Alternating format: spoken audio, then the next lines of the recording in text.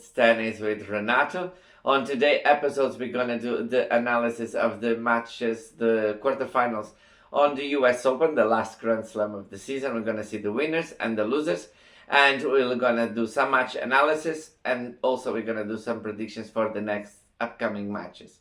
Before we start, don't forget to like the video, subscribe to the channel, and leave us a comment, opinion, whatever you want to just write down below. So to resume the last day of the US Open, I will say boring. It was so boring. So boring. The matches were so uneventful, not exciting at all. I don't think most of the players didn't bring their game. I thought even on doubles was like, oh, terrible. I don't know. I was so bored. But we have to talk about them, so let's start with the men's side. We had Alcaraz that at least played an interesting match. He was so good, and he beat Lehenka, which was in 3 straight sets, which was good match. It was probably like maybe the best, more like entertaining match of the day. But you could see that Alcaraz was like levels above Lehenka.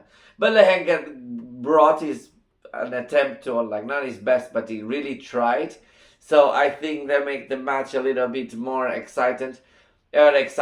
But anyway, you could see the superiority of Alcaraz, and yeah, that's it. The other match we had was Novak versus Fritz. That match, I have like a lot of opinions about. At first, I don't think Fritz play well. And I heard like a lot of people and a lot of chatters comparing Fritz to Zverev, which I don't think that is a fair comparison. I think they have different style of games, but I understand why people talked about it, because yesterday watching Fritz, it seems like we were watching Zverev play. His game was uninspired, boring. He wasn't trying nothing special. It was almost like he was trying to out-rally Novak. And I have a theory about that. I think most of the players, they see Novak doing the medical timeouts and calling the physio and all the things, and they actually believe there's something really wrong, which I think 99% of the time is not. I think it's more a mental thing for Novak than actually a physical thing. Do I think he fakes it? No, I don't think, because I think he actually believes that something is wrong. But I think what is stupid, and I don't understand that these players buy into it. Then it's like, even if there's something wrong with Novak and you think you're going to outlast him in 5 sets, but then you lose the first 2 sets, it makes no sense. And this was like, I was annoyed with this, like, for most of Novak's career, that players buy into it, and it's the same even in a match. If you see the dude is acing, there's nothing wrong with him, with his legs, with his knee, or whatever it is. So you don't have to buy into it. You just have to come with a strategy and a gameplay. And I think Fritz, I feel like they thought, oh, Novak is not physically at his best. You just can out-rally him, outlast him. And that is not happen, because then you are not winning the point or the sets to even get to that stage. So it was, I don't understand what's going on. I think his whole coaching team and him should be like, find a strategy, and I think he should find a new coach. And I will say it now, because I think whoever advised him for that, dude, is not having your best interest at heart. So I think it's time for him to find some high-level coach, someone who can bring his game to the next level, or just be a one-time finalist in a Grand Slam. Then we go to the women's side, where Pegula beat Krejcikova. Also, was a very boring match with a lot of changes of flow and momentum. But the thing was like, I think Pegula got the head start on it. So he got the breaks and was always leading in the score. So even when Krejcikova comes from behind to try to catch up, it's on the second set was obviously too late. And on the first set, even though she got somewhere with it, I think the edge is already there. But I also don't think Krejcikova was at 1,000% there physically. I think that she's or tired or some small injury, but I still feel that something was going on. That's why the amount of unforced errors. And then on the other match we had, it was the victory of Irina Sabalenka or Arina Sabalenka with retirement, or well, actually she pulled out of the match. Vudruzova with an injury. Feel sorry for Vudruzova. But as I said, like in the other previous videos, she has having this problem for some time.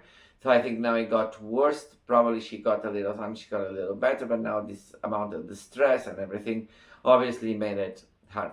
On that match, not on the match, but I want to say another thing. I want to say, like, I don't understand again these podcasters and American journalists that are talking, especially on YouTube, about that. Again, we go to the same story I told yesterday, is the edge for Pegula, because Arena has not played this much, so she's not so much ready. It's been like almost 4 days. Like, cut the crap.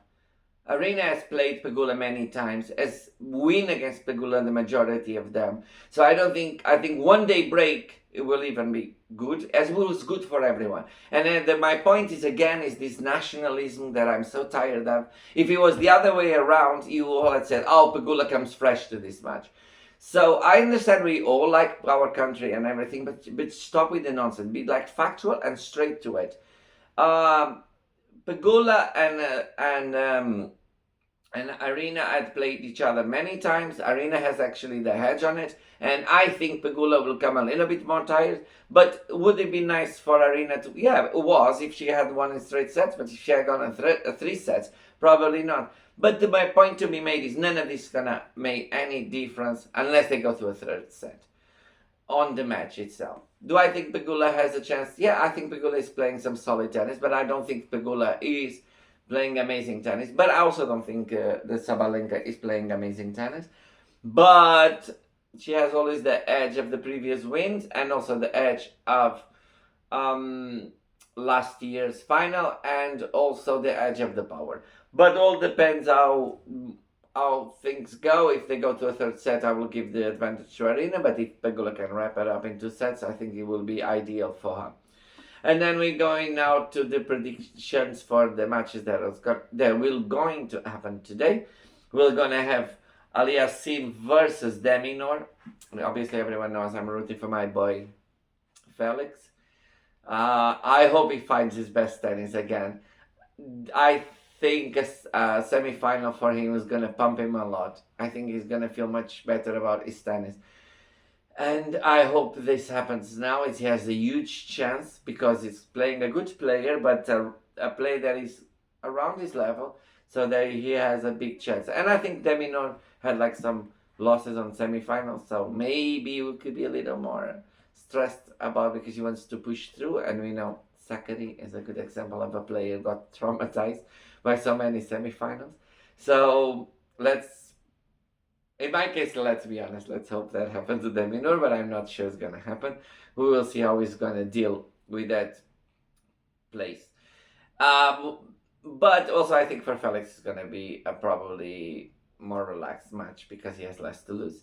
Then we have the other match, who's gonna be Sinner versus Musetti. I think Musetti is gonna destroy Sinner. Just joking. I think Sinner will win. I hope Musetti can take 1 or 2 sets out of him just to make it less boring, like the day before.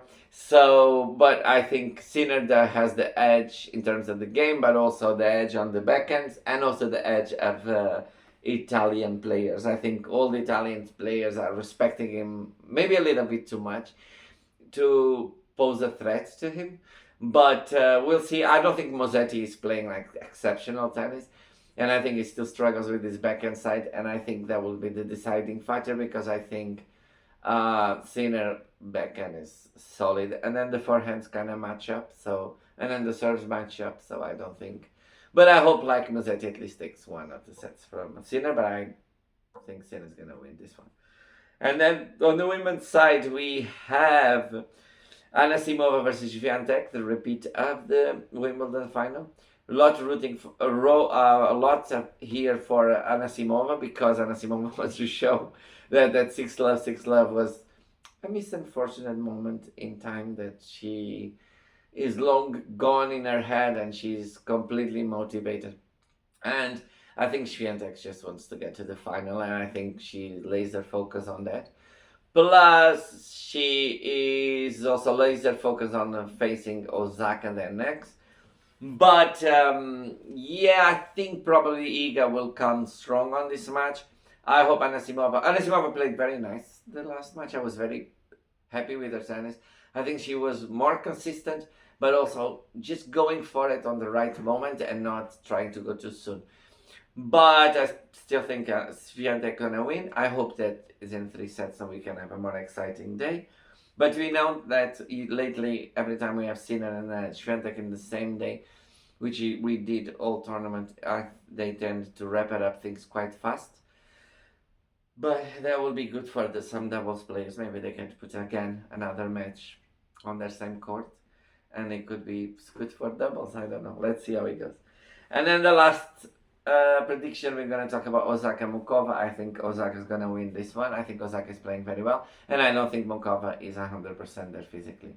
I will not surprise if Mukova pulls out, but I hope not. But I still think there's going to be a straight set victory for Osaka. Okay, that's all for today on Overruled Tennis. I hope to see you back tomorrow. But before I go, don't forget to like my videos, subscribe to the channel, and leave some comments or opinions, or even like your predictions. And if you think I got any of the predictions wrong, just feel free to tell me. It's fine. We can argue about that or discuss that. So see you tomorrow. Bye.